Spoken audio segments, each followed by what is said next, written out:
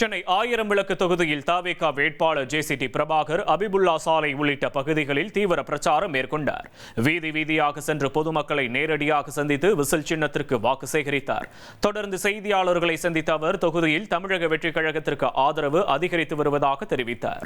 மேலும் மக்கள் விரும்பும் முதலமைச்சராக விஜய் வர வேண்டும் என தீர்மானித்து விட்டதாகவும் அதனை 1000 விளக்கு தொகுதி நிரூபிக்கும் எனவும் கூறினார். ஒரு பெரிய மாற்றத்தை நான் 1000 விளக்கு தொகுதியில் காண்கிறேன்.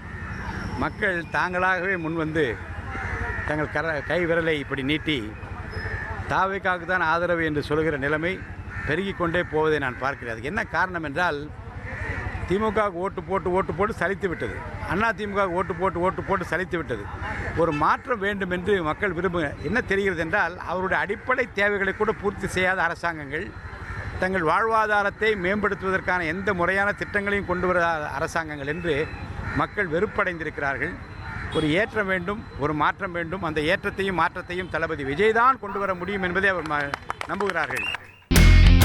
இனி செல்லும் இடமெல்லாம் செய்தி. தந்தி டிவியின் வாட்ஸ்அப் சேனலை ஃபாலோ பண்ணினா செல்ல இருக்கும் இடமெல்லாம் செய்தி. இதோ QR கோட் இப்பவே ஸ்கேன் பண்ணுங்க, ஃபாலோ பண்ணுங்க.